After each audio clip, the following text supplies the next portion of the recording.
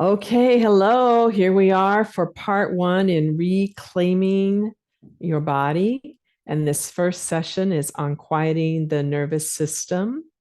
And while we're just all gathering, go ahead and put in the chat where you're from. You might see somebody's name that you recognize, or you might realize there's somebody from your town or community also exploring this work and you didn't know that. So it's going to be kind of fun. And while you're doing that, I'll just tell you that if you stick around for the entire session, you are not only going to get some really great somatic goodness, but we'll be giving you a chance to win some good somatic prizes at the end. So you want to take some notes, I think, along the way. Not a lot, just if you have something that feels like a wow for you, a big aha, you want to jot that down, because we know that writing actually helps to anchor or solidify learning. And then also you'll be able to learn, refer back to them for your own growth. And they might come in handy when I talk about the contests later.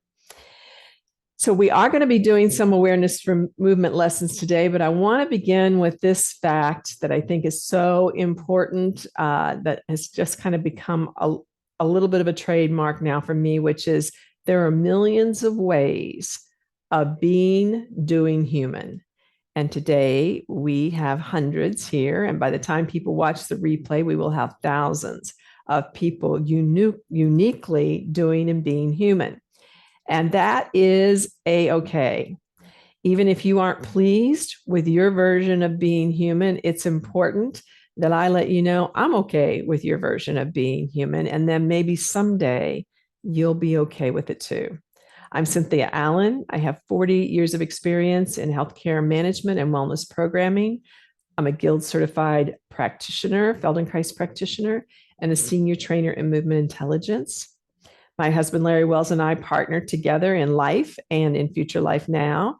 That's the company that brings you this series. And we're also known for hosting those Move Better, Feel Better summits, which you may come to. Back in 2016, I formed an online program called Your Learning Body. And that was almost before anybody else was thinking about online programming. It's a very potent Feldenkrais experience with my own personal spin, kind of like a giant study group where I get to teach live, but you also get to connect with other people in your own way. And then it has an extensive online on-demand library. This series, Reclaim Your Body, is an extension of my work in Your Learning Body. So let's dive in. What is the nervous system? Why would we need to quiet it? So that's the topic that we're going to be talking about along with these Feldenkrais movement experiences today. We have this central nervous system, which primarily refers to the brain and the spinal cord. And then we have the peripheral nervous system that branches off and runs throughout. And there's many subsystems as well. In fact, even the fascia, we now know that silver skin that wraps around muscle and bone and joint. You might recognize it on if you ever eat meat or work with meat, you might recognize it as the silver skin, like on a chicken thigh. Or if you do pork tenderloin, you have to usually cut that off because it's tough, kind of tough. Well, it's full of nerve receptors. So this nervous system is this incredibly rich dialogue going back and forth at a speed that we cannot possibly really even imagine, sending probably millions of bits of information back and forth in a very short period of time. It's helping us to regulate our essential functions, and it's always seeking to make sure we are safe. Safe internally. Everything is functioning inside of me for survival, okay? It's checking it out. And if it's not happening, it's going to start to try to do things, trigger things to make it happening, or it's going to send us alarms. And safe externally, that we aren't in danger of falling, or we aren't in danger of being hurt by somebody else or something in the environment. Well, what does it mean then to have a quiet nervous system? If the opposite is a noisy nervous system, what would that be like? So noisy is a term that I first heard from Dr. Norman Doidge in his book, The Brain's Way of Healing. And he used the example of a radio station in relationship to the nervous system. You know, in my time, I hate to say this phrase, back in my day, which my mother and father and grandparents used to say, so now I'll say it now. Back in my day, we had transistor radios, and you turned the dial to tune it in.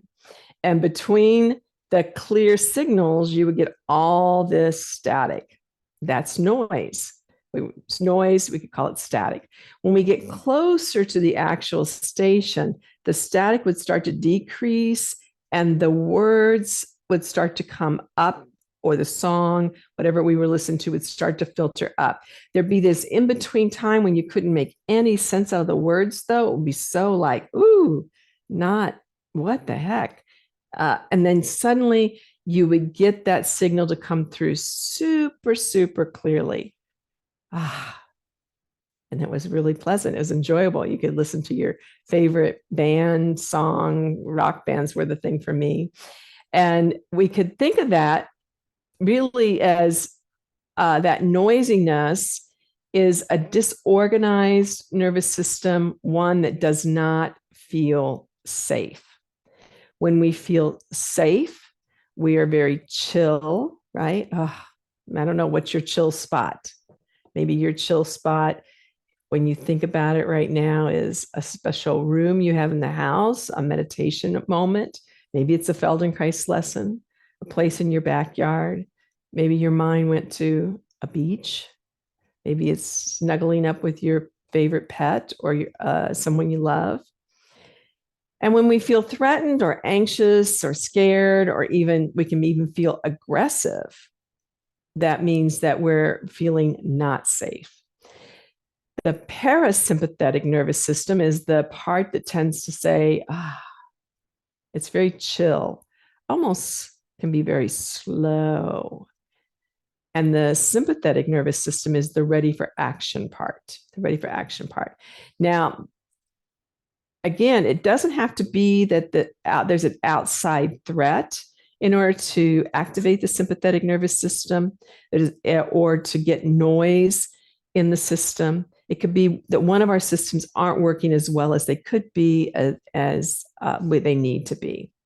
And we need this dance between the parasympathetic and the sympathetic to be really fine-tuned, so that when we are safe, in fact, and when there is real safety, even if the nervous system doesn't recognize it for some reason, something from our past, our history, a disease process,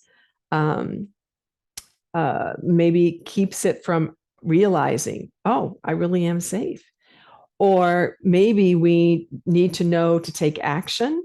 We need to run quickly. We hear a loud noise. We need to be able to go like that, or at least get alert enough to go like that. When these things are decoupled, we actually become less safe.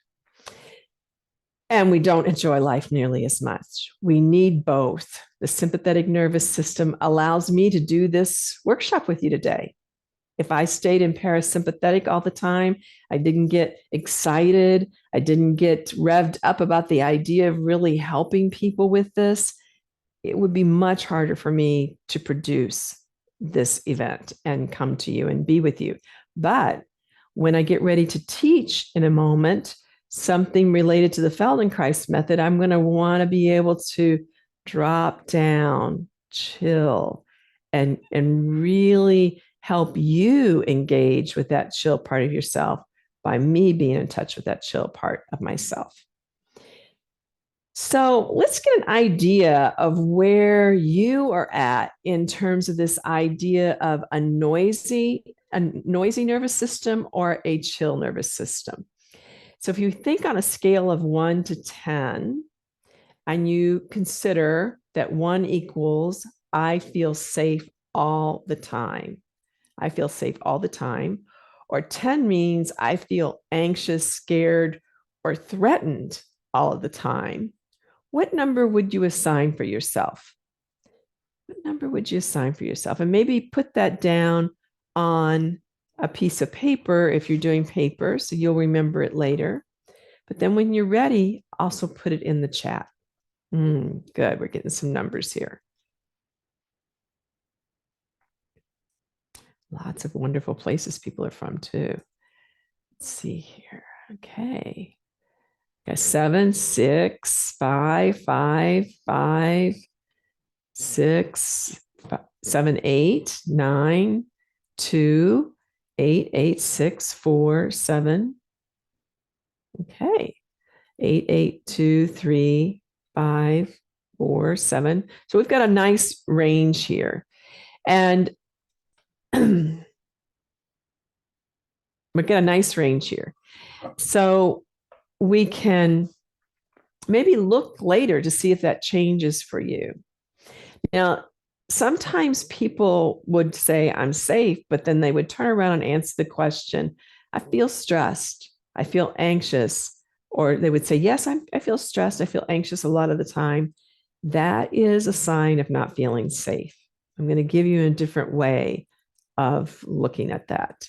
It's a sign of not feeling safe. So you might rethink about your number just in case. And yeah, somebody just posted, they have a 7 mostly connected to pain. So we're going to talk a little bit about that more later. But yes, pain absolutely will be an indicator that, oh, something's not right. Therefore, I don't feel as safe as I could feel. Well, let's see if that number changes. And then I'd like to ask some people to post, how did you come up with your number? You've posted your number. How did you come up with your number? I know some of you are starting to do that already, but how do you coming up with that number? What are your indicators?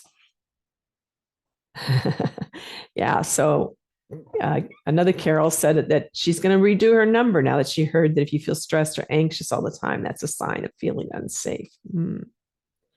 Feel most of the how I feel most of the time. Yeah, good.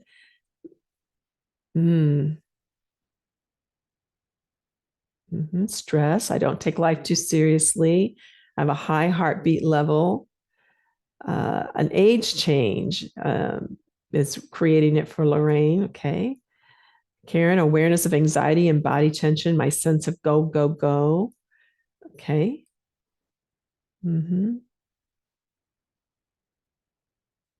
How present do I feel? Jane is using that as how she came up with her number.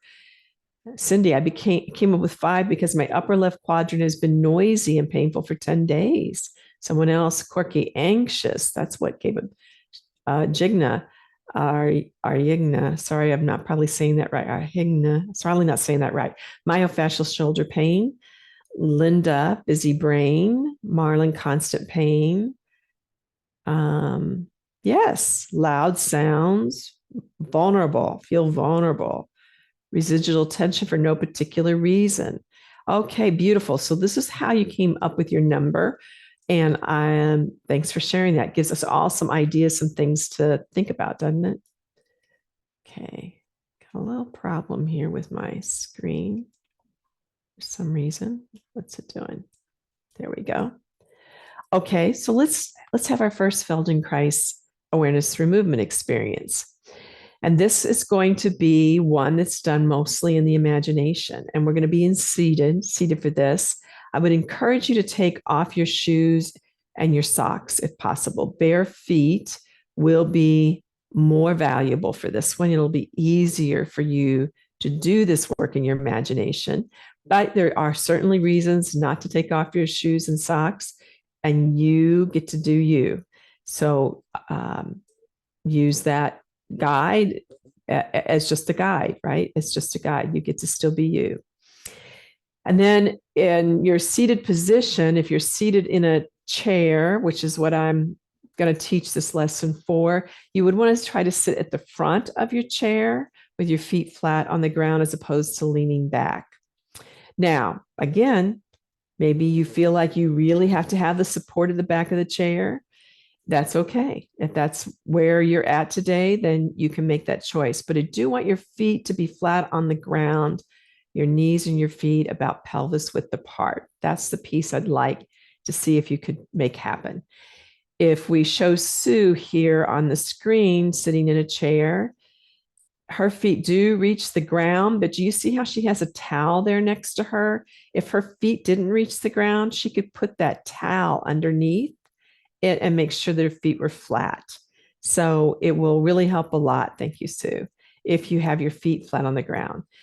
Also with us today to just show a setup is Pia, and we'll show Pia now. Now there's really nothing to see while Pia and Sue are doing this because it is in your imagination until the very end. There's a little tiny bit of movement, but we're going to show them off and on for you anyway, in case you get confused and you think, am I supposed to be doing something right there? You can look at the screen and go, well, they're not doing anything, so I must not supposed to be doing anything either. Okay, so you're sitting at the front of your chair. You have your feet flat on the ground. They're about pelvis width apart. You can feel your bottom on the chair. Your knees, are they kind of in line with your bottom, with your hip joints, with the outside? Are the feet kind of underneath the knees? Or is there some kind of angle, different angle to the legs, the knees, the feet? Can you have your hands resting someplace quite comfortably on your thighs? Someplace that you don't feel like you need to grip with your hands. If you do feel a lot of tension in your arms and your hands, sometimes it's good to turn palms up. And they would lay then on your legs, palms up. And you kind of want to usually have your elbows back a little underneath your shoulders so that there's just a draping down of the arms in this position. You feel your breath coming in and your breath flowing out. And there's no particular way that you need to breathe. Again, you get to do you. So maybe your breath feels shallow and rapid. It's okay. Maybe your breath feels very low and slow. It's okay. Your breath will change as you feel safer. Maybe you feel breath high in your chest and nothing moving in the belly. Or maybe every time you inhale, you feel your belly get a little larger. And when you exhale, it gets a little smaller. Or maybe you feel a kind of all over breathing. All of that, any of that is okay. It's fine the way you are now, but we can compare that way of breathing to how you're breathing a little bit later. Now, as you feel those two sides of your bottom on the chair, maybe you feel one side of the bottom is heavier or more weighted, or you lean on it more. Sometimes if you're in a padded chair, it can be easy to feel like I sink more on one side than on the other. And then you come down to your feet and notice which foot feels like it sinks into the ground more, is heavier, leans more clearly on the ground.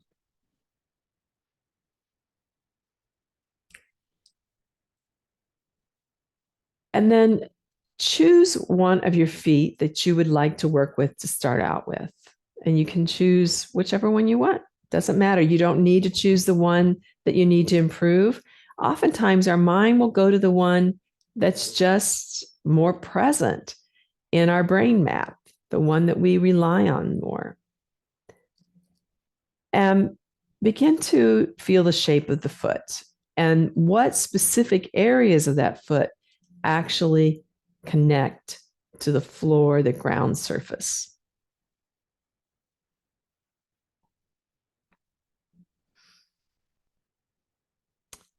And in your imagination now, begin to take maybe a pencil or a pen or a colored marker, the color that you would like it to be, and outline the shape of your foot. Let's start at the back of the heel, maybe the middle of the heel. and begin to take this imaginary pencil or pen or marker, just like you would as a child, or when you were helping a child to make a picture of their foot. And you begin to go around the outside edge of the heel. Follow very slowly the actual contours and let this imaginary pen or pencil, or you could even use an imaginary finger that goes along the curves. Where does the outside edge of the foot incurve? Where does it kind of make an out curve? What is that unique shape as it comes up towards the little toe? And then take it around the little toe, around the top of the little toe, and inside the space between the little toe and the fourth toe. And you might feel there's a lot of room there for a pencil. Or you might feel, wow, that's really snug, really snug. And you slide it in there and you go into that little loop, that little curve back that makes a transition into your fourth toe. And then you begin to feel the length of your fourth toe and the shape of your fourth toe coming around across the pad of it, coming into the inside edge of that toe, coming down behind to the little curve again, finding where in that curve does it transition to your third toe, and how much room was there for the pencil, the marker, to fit in between that fourth toe and third toe. And then you find the shape of that third toe coming around again, the pad end, the nail end, coming in to the inside edge. And I didn't say this, but for some of you, it will be much easier if your eyes are closed. But for others, it will not feel as safe to have the eyes closed. So you get to decide. So you're coming around now, the next toe, coming into the inside curve that loops around and comes to the big toe. Now, there's usually some space between the second toe and the big toe if you have a pretty healthy foot. But if you have a cross toe or a bunion or other kinds of things going on, that might be a really tight space, even in your imagination. And of course, as you bring your imaginary pencil or pen or finger around this next toe, the big toe, the great toe, boy, you can really sense there's a big difference in size between this toe and that little toe. Every single toe has its own shape, but it has its own width. It has its own length. And now you follow the shape of the great toe around the tip of it to the outside. And now you're starting to come to the inside edge of the toe, starting to follow back the ridge of the ball, where the ball, all those 5 ball joints now have a nice curve to them, coming into the incurve or arch, the inside medial arch of the foot. Feels different. Maybe you have a flatter arch. Maybe you have a really high arch. Maybe you have an arch that goes really in a lot because you had a bunion or some reason that your toe sticks out a lot more. And then you come around that curve to the inside edge of the heel. And then your pin comes again to where you started. And then you can let that go.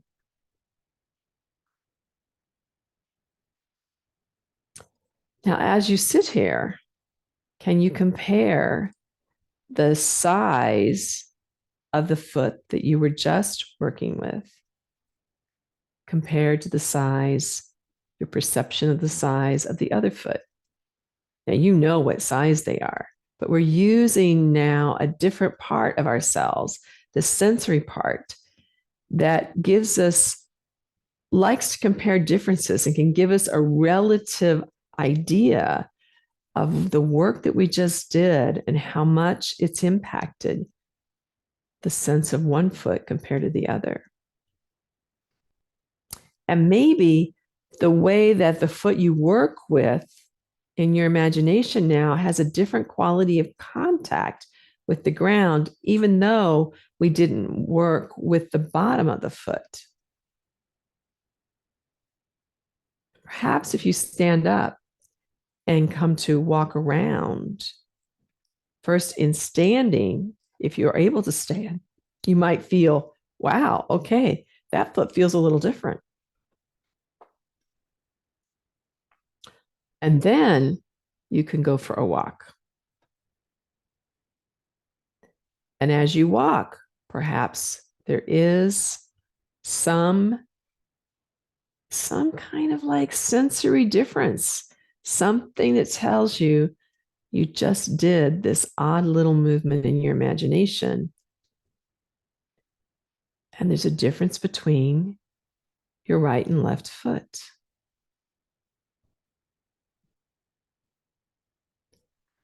And then you can come back to sitting when you're ready.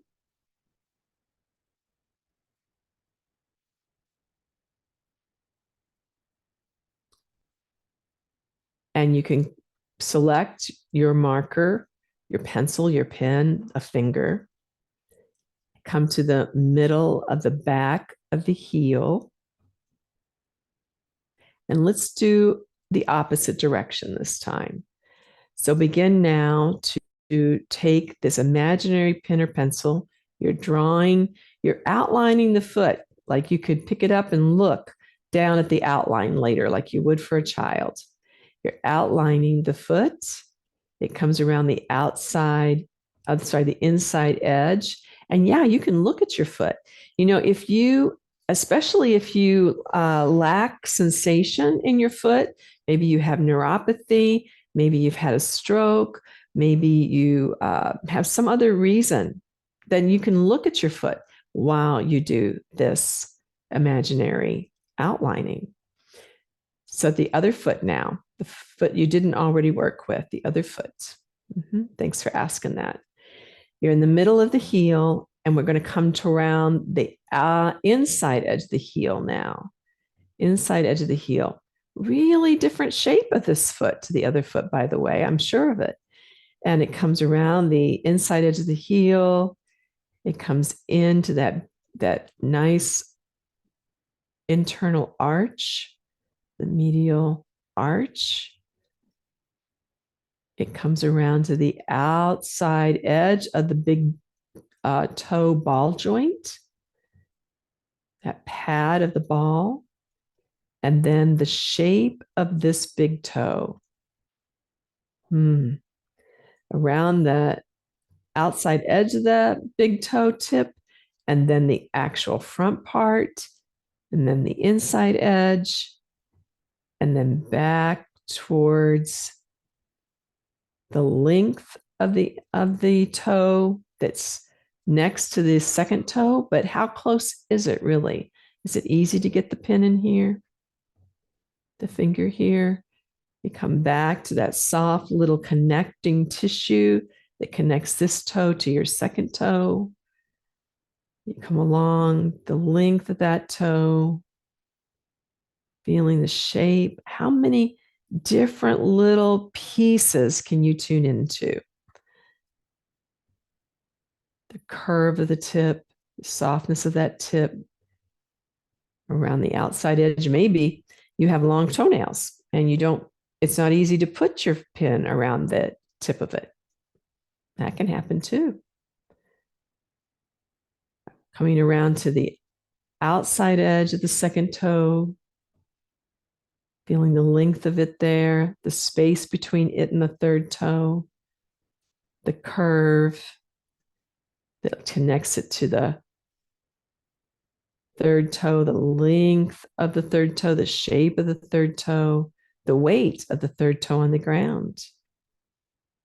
Maybe this toe is scrunched. For some people, this toe is very scrunched up. Coming around the outside edge, the ball of it, the nail side of it, to the outside edge, coming back towards the length of that toe. And as you're doing this, your nervous system is recognizing, oh, there is a difference between these toes. That's really important for walking and function, for your nervous system, for your brain map, your sensory motor map, to be very aware of the shape of the foot and the length of the toes and the difference between the toes. So coming along the outside edge of that one, looping through to the next toe, your fourth toe. I hope I'm not doing the fourth toe over, but if I am, it's okay. It needs extra attention. It's probably the one that people know the least amount about. The length of it, the curve of it, around through the nail to the outside edge, feeling the space between it and the little toe, the pinky toe, coming back to that curve, coming around that loop, and then the length of the little toe. And you know, some of us have a little toe that's longer than the fourth toe. It's so different person to person and can be different foot to foot. What is it for you? Coming around the length of the little toe, the nail side of it, the tip of it, the outside edge. And now we're going to go along the outside edge of the pinky, the outside edge of the ball that is associated with that little toe, that fifth toe, and then the outside edge of that foot. Now, there's some interesting bony structures along the outside edge of the foot. So you might be able to feel them in your imagination as this pin slides along, as this imaginary finger, pin, or marker slides along it. And it probably is narrowing gradually back towards the heel, the outside edge of the heel. And now coming all the way back around behind to the middle where you started. And then feel then for yourself this comparison between the 2 feet. Now, how do they like? And then as you sit here, begin to just do a little bit of pressing one foot down and then letting that go and pressing the other foot a little bit down. See if you can have the idea, not that the toes scrunch up when you do that, but that they stay free, long, easy, and that you press a little bit with the whole foot, the ball, I should say the ball of the foot to the heel. The whole foot is kind of pressing down. And notice that when you press one foot down, the other foot gets a little bit lighter. Other foot gets a little bit lighter. And then you could begin to make that movement just a little bit larger so that maybe the amount of weight you put on one foot actually frees the other foot up enough that you could slide a piece of paper under it. And then you press with the other foot and just gradually, slowly enough that you could slide a piece of paper under it. And so you begin to just almost barely, almost imperceptibly walk your feet in place.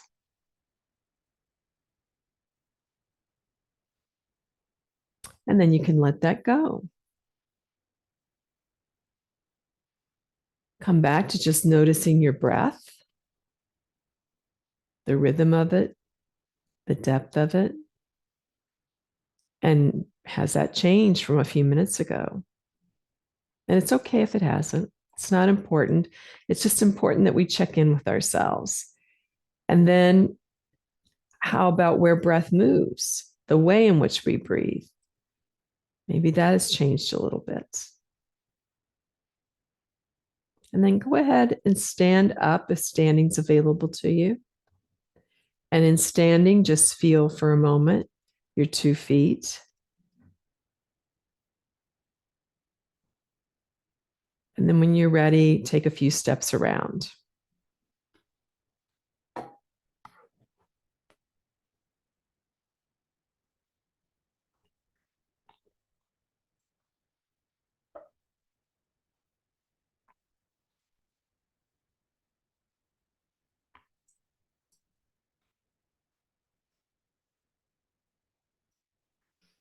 And then go ahead and come back and sit comfortably in your chair, or however is comfortable for you. Maybe you're lying down, that's fine. Sitting on the floor. Some of you might love sitting on the floor, that's fine too. Yes, so my feet are huge sponges, says Sherry. And Cheryl was noticing before how the difference in her feet, because she has difficulty walking because of an injured knee, and the difference in her feet where she compensates is interesting. So I'm interested, Cheryl, maybe if you felt something change even more after this little bit of exploring. Now, there's this difference in your feet. There's this difference possibly in your breath. There's this difference in how you walk, are feeling walking around. Like Louise says, I have, my foot has more parts. But internally, can you reflect on where you're at right now in terms of having a quiet nervous system or a noisy nervous system? Has anything changed? And you can keep that reflection to yourself for a moment, because we're going to do one more of these. Left back hip not hurting as always. That's fantastic. I have a thorn in one of my feet that I'm now very aware of. Yeah. So here's the thing. To get better, especially around what seems to be unsolvable mind-body challenges, we have to have a way to talk to the unconscious processes of our bodies that creates safety and creates or points to better ways of functioning. And we need to do this not through telling you what to do, but we want to go back and use that inborn software, if you will, that babies come with, which is that they explore movement experiences that allows them to sense possibilities and find enjoyment in the process of exploring. It's a kind of mapping of the brain through curiosity and play. A mapping of the brain through curiosity and play. Now, we are less inclined to be able to do this as adults because we think we know our feet. We think we know our hands. We think we know these things. We think we can know how to stand up. We think we know how to reach. We think we know. And that's important that we think that we know how to do those things, because we don't want to have to recreate the wheel every single day. But if you have something that's really troubling you, then you're probably here because of that something. And you probably tried other things already that haven't worked for you. So what we're really beginning to see is, can we hone this process of dialogue using awareness through movement lessons to create change, like for Sherry, without medication. She just got a little relief in her hip without medication, right? That's kind of cool. It just happened. So when you become aware of how you do things, and then you get the tools to have choice, so that the unconscious way of doing it, the unconscious program doesn't always run the program, but then you somehow can choose something a little bit different that is much more valuable, pleasurable. Then you become back in charge of your own life, your own health, instead of feeling like a victim of it. You become not just a survivor, but you become a thriver. So, why are you here today? What is it that you're hoping to solve? Let's hear some of those. Hear them. I'm going to see them and then I'm going to hear them, right? What are you hoping to solve? Yeah. What a way to fix scoliosis, Talara said. Great. Nancy, pain in shoulder, hip, and knee. Okay.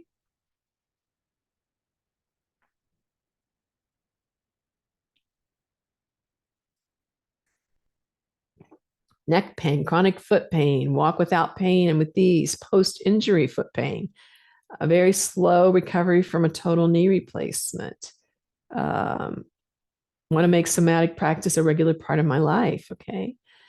I'm a worrywart.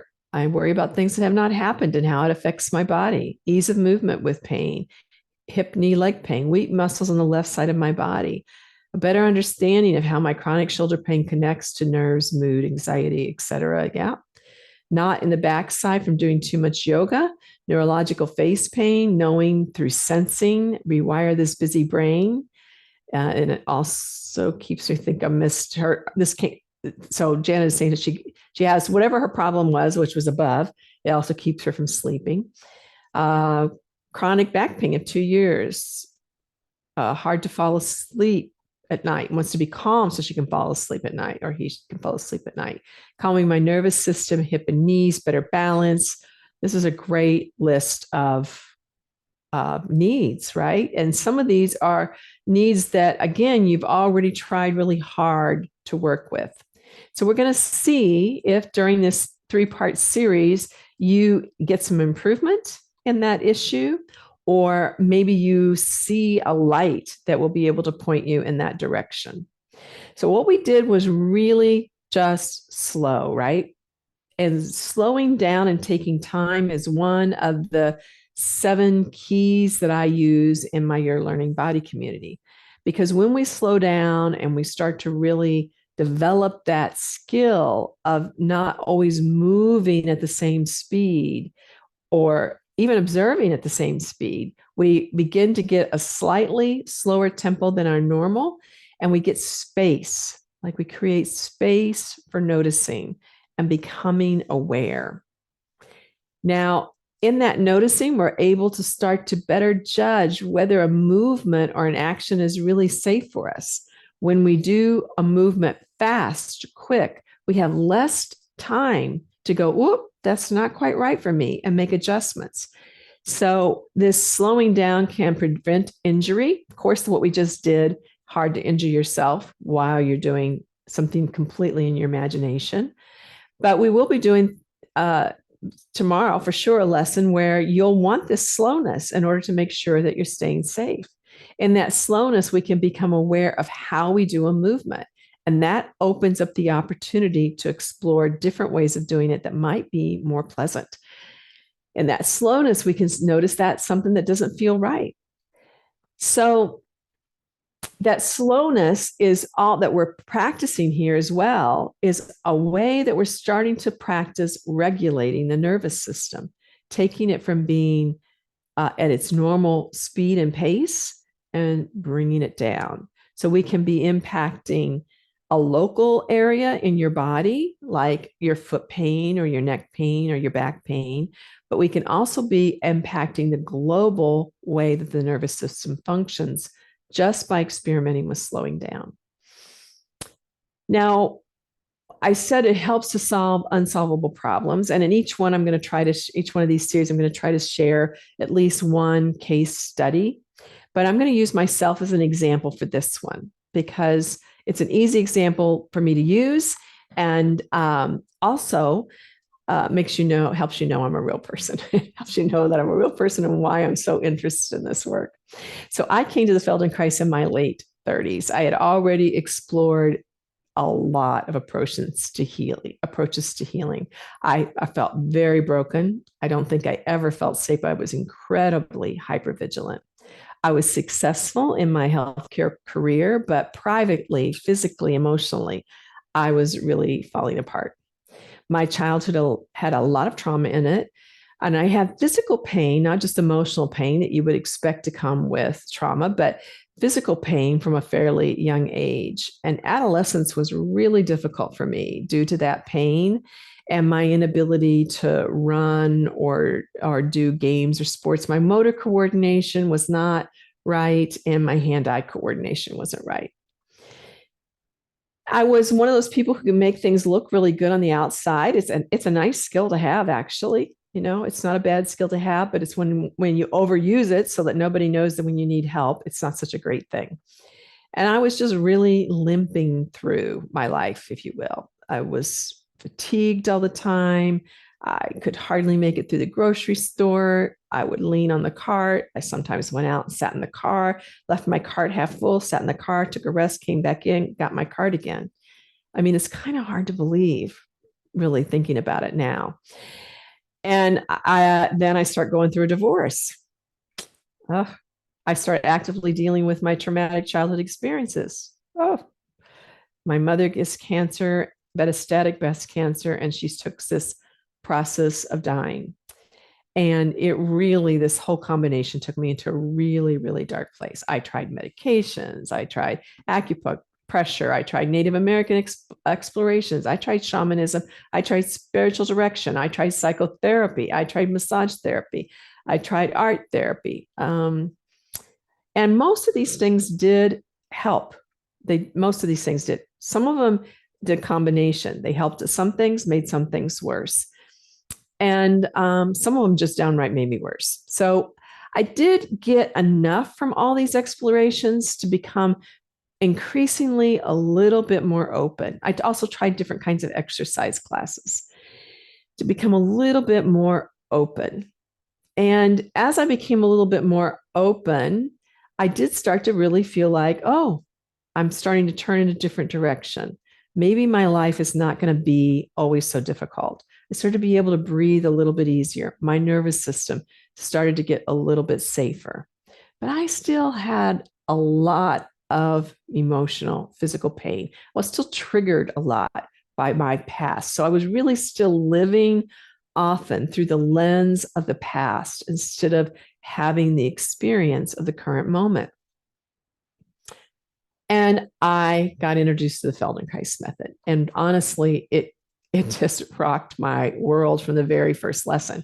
Now, the very first lesson was kind of slow. It wasn't this lesson that I taught you today, but it was kind of slow, and it annoyed me greatly because I was used to this high wired nervous system, and it was really difficult to go so slow. And some of you may have had that experience today. But I felt better. Like when these little pre-scans and post-scans, I could tell I knew more about my feet, for example. I think the first lesson I did was maybe a turning lesson. And I was like, well, yeah, I can turn a lot further and my neck doesn't hurt as much. But boy, I didn't enjoy the work because it was asking me to calibrate out of this place that I had always functioned at that I thought was keeping me safe.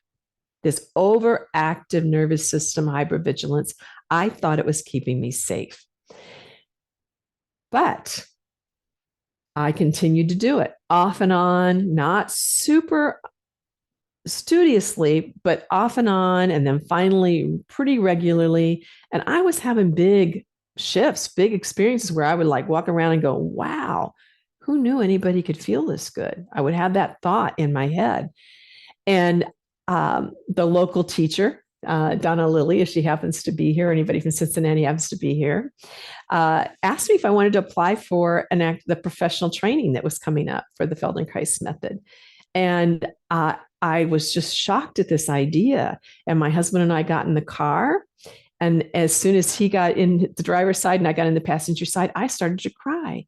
And he asked me what was wrong. And I said, I'm coming home. Does this sound like Reclaim Your Body? That moment and many moments since, I've still had this experience over and over, so powerful, of just coming home and being within myself. Now, trauma is not the only reason that you might have a noisy nervous system. There's chronic pain can cause it. You could have been raised or are living in a chaotic household. You might have a job that requires an adrenalized state, like working in emergency rooms, something very, very fast paced where you're always trying to go, go, go, go, go. You could be on social media all the time, and this can cause it. You could be a gamer. This can cause it. We need a certain kind of environment to grow up with, to enter adulthood with a well-regulated nervous system. But even as adults, we can learn to regulate our nervous system. So whatever the situation was, it's possible. It's possible for it to change. So I mentioned that when a person is really ramped up, like I was, when we ask somebody to start to slow down, sometimes there's like a significant pushback. So I could feel in myself, okay, I'm trying to move slower. It is annoying me. It's making me kind of angry even. I used to get angry when I was going to the classes. I would feel this agitation at going to the classes, even though every time I left the class, I would feel better. And some of you might have felt this. So when we don't feel it's safe to slow down, we will have these kinds of judgments or reactions. So I want to talk about another key that we use inside of your learning body, and that is respecting yourself. So when we find one of these things like this, we try not to judge it, but to be accepting of what it is now. Maybe some of you have a lot of difference between your feet. You may even have something that's considered a deformity, and you've always thought of yourself as having a deformed foot, and you felt yourself judging it as we were doing this exercise. And that's okay. But we want to invite you, I want to invite you to gradually come to respect what is. It's a kind of being with yourself without judgment. And it also allows you, when you feel those things like judgment or scared or agitation or anger coming up, that you can decide to do something different. So within these movement lessons, you get to always be in charge of how you do you.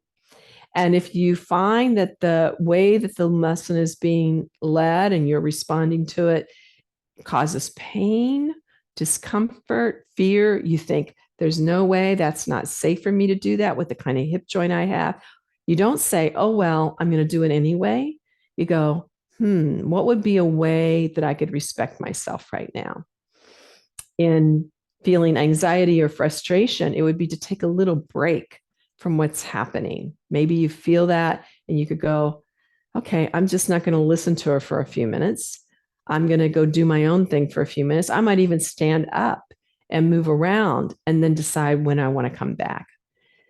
So it's really a different way, I think, of trying to instill for you how you can be in charge of your own life, and you don't need to please the teacher. It can make any experience of a Feldenkrais lesson, at least, I think. Maybe it won't fly in other kinds of class environments, but it will fly with us. It's what we want for you, to be able to make the adaptations that you need for it to be okay. So we have two of these keys: slowing down and taking time, and respecting yourself. I'm just going to check over here. Cannot express grief cause it? Absolutely. So I just picked up a new client recently who had lost her husband after several years of fighting a deep illness, and both parents in the last 2 years. For sure, grief can cause that. There are many, many, many things that we can experience that can put us back on our haunches. Maybe we have an injury that can be a kind of trauma. Maybe we trauma. The definition of trauma is something that overwhelms you and you can't process it. So then you end up holding on to it over time. So if it overwhelms you and you can't process it, and you're not able to process it in some way that's helpful relatively quickly, it starts to change everything about your experience of the world. Everything is judged through that. I'm going to tell a story, a case study tomorrow of a woman that I just talked with. And she talked about her chronic pain for years and how it was like wearing someone else's prescription glasses. And so I consider that a kind of trauma. And she was living from within that experience, right? It changes everything for them. Yeah, you're welcome. You're welcome. It's easier for me to share mine than it is for me to share it about somebody else. So that's what I chose today, because it's okay for me to share it at this point in my life. It wouldn't have always been true, but it is okay for me now. And let's do our second movement lesson. And I want to do just a tiny little demonstration of what we're going to be doing. And then you get to decide whether you want to lie down on a bed or the floor or stay in your chair. If you stay in a chair, I'm going to say get as comfortable as you can get in a chair. And then otherwise you can lie on a bed or floor. But I want to do this little demo with you first. So we're going to work with your dominant hand, unless your dominant hand, or start with your dominant hand anyway, unless your dominant hand is really injured. Okay. So this is my dominant hand. I'm left-handed. So I'm left-handed. So I'm going to be asking you to do this movement where I'm going to talk about retracting the palm a little bit, the center of the palm, and then opening the center of the palm, retracting the center of the palm and opening the center of the palm. Now, it's a really small movement. Today's lessons are small. We're going from imaginary now to an actual movement, but it's still very small. Okay. And it's less about these fingertips coming together. It's more about what can you sense here. If you find that, like maybe you have spasticity in a hand, in your dominant hand, you could do the other hand totally fine, and it will probably change the hand that has spasticity. If you wanted to work with the hand with spasticity, I would almost work with this by thinking about the center of the hand breathing in and breathing out, as if it opens its mouth to breathe and then it closes its mouth to breathe. So I'll give you some options as we go along, but you have a little bit of a idea here of it.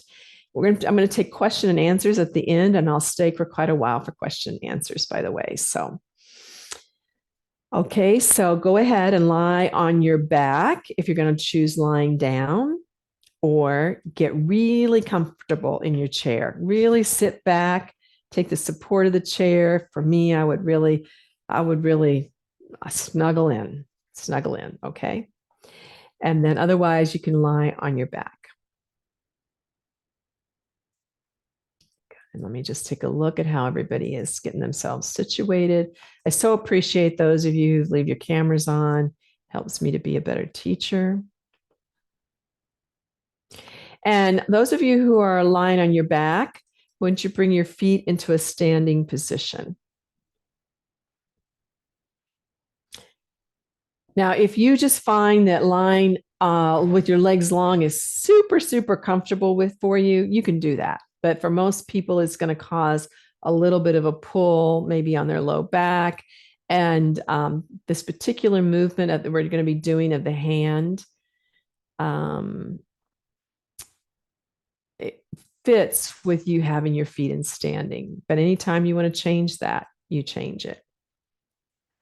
And now in this position, in this more supportive position, support of the whole chair or support of the floor behind you, take a moment to follow your breath.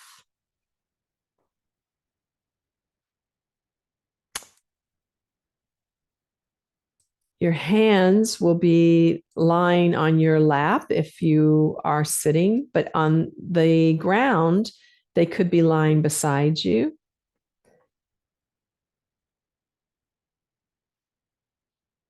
And you might notice if they're lying beside you, is the palm down or up or turned in?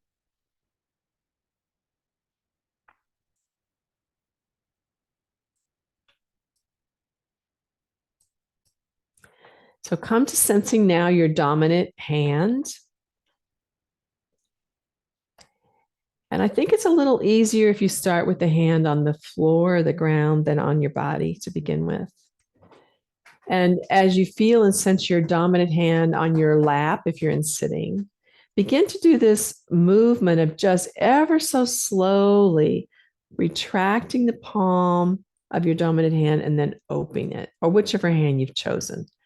Retracting it and opening it. Retracting it and opening it. Now, your fingers will probably, unless your hand is turned palm up, you'll feel that as you retract the palm back a little bit, the fingers slide a little bit on the surface. And then when you open the palm, the fingers open. Yep, we're doing it on a chair. For sure, you can do it on a chair. We have somebody on the camera right now. Pia is doing this on a chair. And just feel the quality not only of how the palm retracts, but how the palm then opens. And the fingers are moved as a result of it, but you're not moving the fingers purposefully.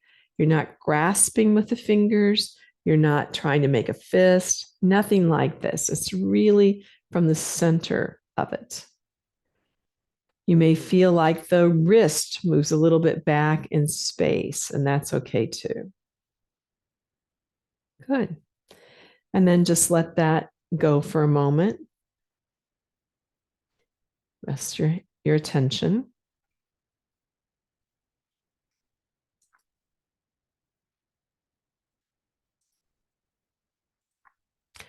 And now when you're ready, come back to the movement again of retracting the palm and opening it. And begin to notice if you are coordinating that movement with your breath in any way.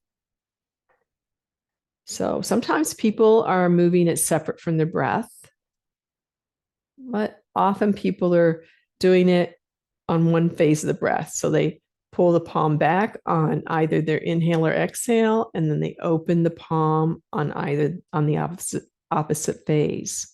What is it for you?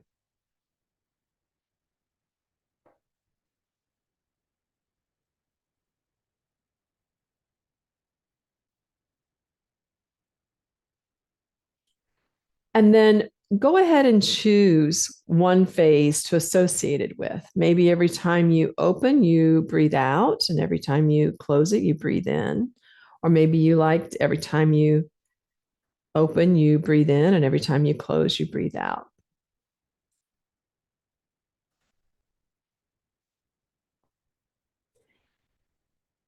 And whatever phase you've chosen, ever so softly, begin to let the hand come off of the surface completely now.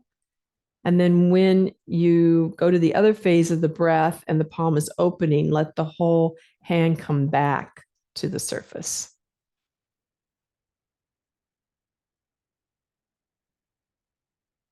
Mm-hmm.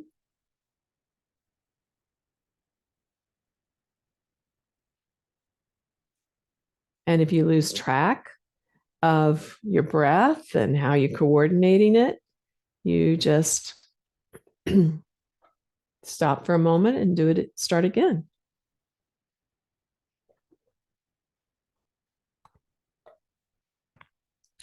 Now, whichever phase you chose, let's try it the other way. So take a pause.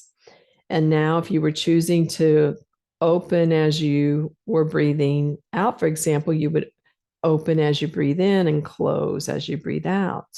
Close or withdraw as you breathe out. To see if you can coordinate the opposite phase. You can have your feet flat on the ground and knees bent. Yeah. Cheryl, thanks for asking about that, for sure. And then once you have that way of breathing coordinated, begin to expand the movement a little bit more until the hand kind of comes off the surface and then slowly opens back up to come onto the surface. That's it. That's nice. Good. And then slowly let that go. And if you have had your legs in that knee bent position, you can get them go long and rest that for a moment. And those of you in the chair, just see if there's any place in you that could rest just a little bit more completely.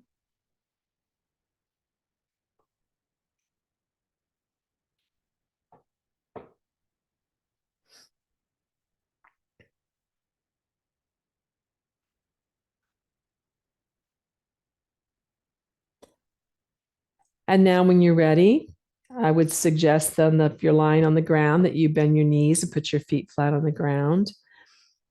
Come back to the same hand and begin to do this small pulsation of movement.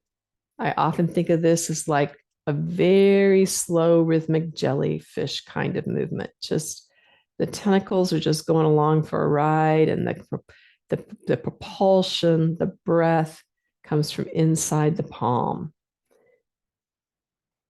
And reestablish that in whatever phase of the breath that you would like it to be.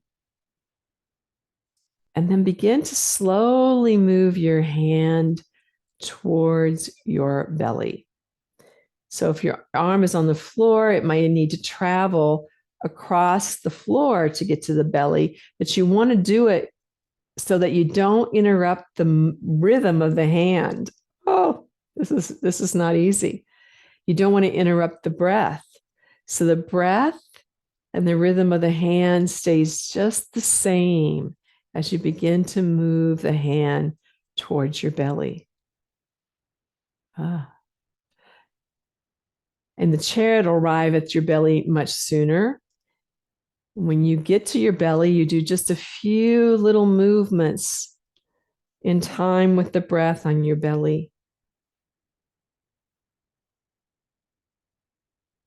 And then could you begin to let the hand sort of like it inches its way up through the middle of your chest, the middle of between your ribs, the middle of your chest.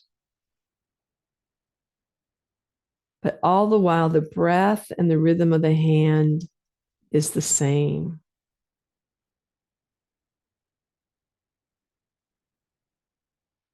And sliding up your body. The elbow is hanging behind. And eventually it comes to be over your mouth.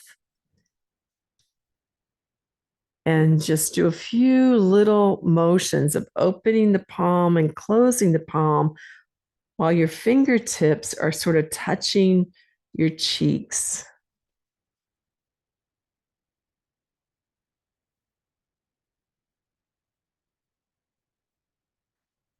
And then gradually begin to let the hand start to travel back down.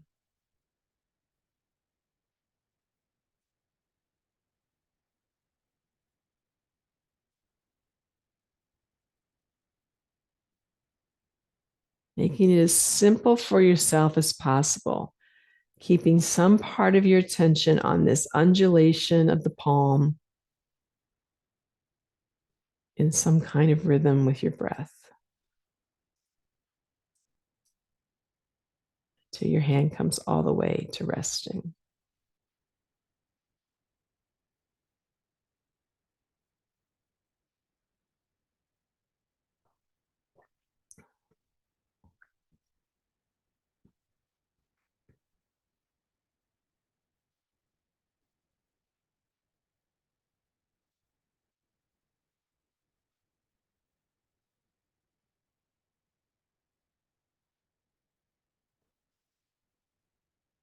And then when you come to the resting position, just allow your hand to become still, your breath to be easy. Rest your legs if you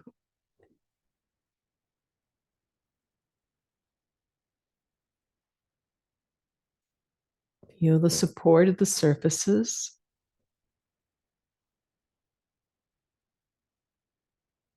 And those of you who are lying on the ground, begin to roll through a side up to sitting or lying on a bed. Find your way to the slowest, simplest way that you can for coming to sit.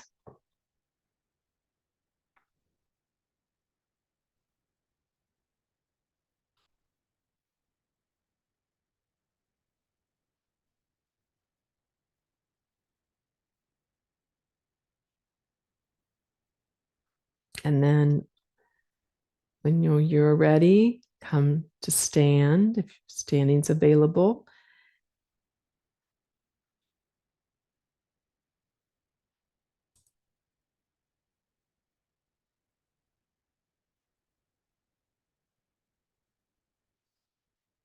And then just feel yourself in standing.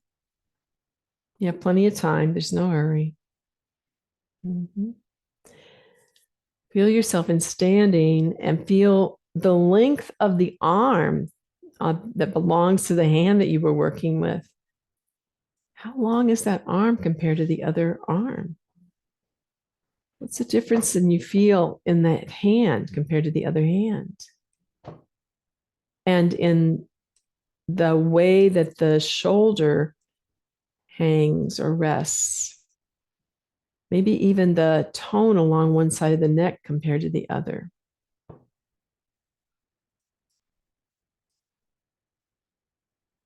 And go for a little walk.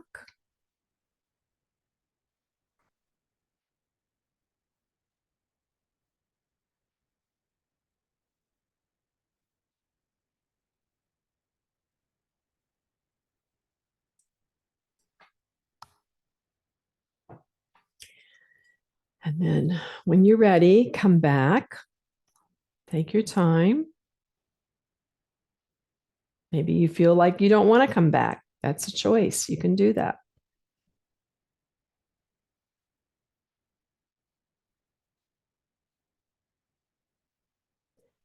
And maybe ask yourself, like if you were going to you're going to use one word to describe your state of your body, mind right now. One word in your own space. If there's no reason that you can't say it, say that word out loud so you can hear your own voice. Say the word out loud. The state that you would use to describe your body, mind right now. And then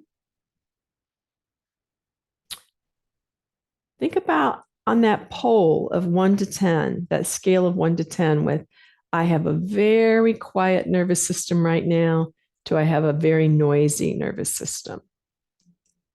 And what's your new number? What's your new number?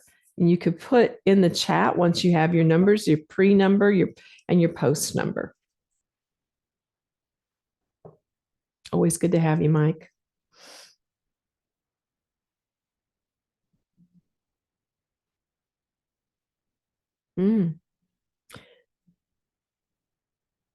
Okay, so some of you feel more stressed than you did before.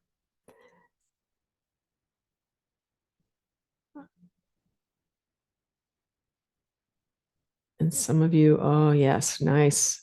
Yeah, some of you lowered by like 9-6. That's 5-3, 5-2, 5-1, 8-4 or 5, 4-2, 9-3, 5-2. And you know, it's interesting because we can't really know what is a quiet nervous system if we haven't experienced it. So we could think we have a quiet nervous system, but we haven't experienced it. So maybe today you've experienced a different sense of quiet that might give you more ideas about what it means to be quiet. Now, we really didn't get into regulating much, although we did a little bit when we start to ask you to do movement while keeping the rhythm. So the regulation of the nervous system is something that we're not going to really be talking about much, but we definitely do work with regulating the nervous system within the Feldenkrais work. Absolutely, we do. To go from that ability to be very quiet to robust action. But first, we really have to reduce the noise. We need to learn that basic skill of bringing the noise level down. Now, tomorrow, we are going to address the problem of lack of flexibility from this neuroplasticity perspective. So maybe you've been told that you're stiff. Maybe you feel stiff. Maybe you feel you lack flexibility. Maybe you stretch all the time. We're going to see if we can solve that problem in session 2. And now is the point where we could do the little big aha contest before I take question and answers. So here's the contest. You get a chance to win something cool, a kind of raffle. If you attend a session and you write a big aha with your name, the same name you registered under in the chat, then you will get an entry in the raffle. So a big aha from today, you will get an entry in the raffle. So write in the chat, big aha with your name as you registered it. If you're watching this on replay, you will write your big aha in the Facebook group under this particular video when it, no, I'm sorry, it won't be a video. It'll be in the Facebook group and it'll have a thing to say, enter your big aha here now, okay? The grand prize is a private session, online private session with me, moi. And then 4 other people will win an online on-demand series for improving turning and looking to see. It's nice for your neck and balance as well. So let's find out some of these big ahas before we go into Q&A. Oh gosh, look at these numbers. It's great. Great. Pulse.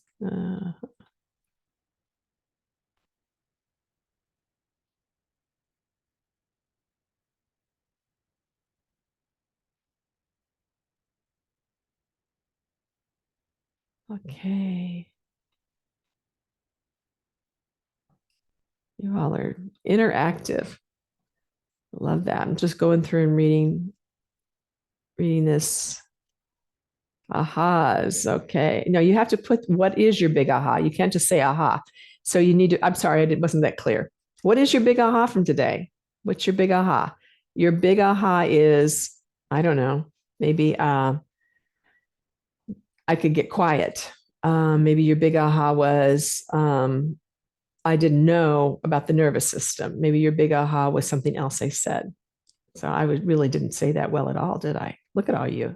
Did not really say that well at all. Okay, there we go. Leslie, big ahas. I need the sympathetic as well as the parasympathetic. I never knew. Big aha, joy. Less can really be more, and very hard for a dancer, I must say. Yep. Caroli, big aha is high alert. May have been keeping me what I thought was safe. Jody, to get better, we have to develop a way to talk to the unconscious parts of our bodies. Katrina. Katrina's telling you how to do it. Thank you, Katrina. I was going to say, oh, Katrina's got a big aha.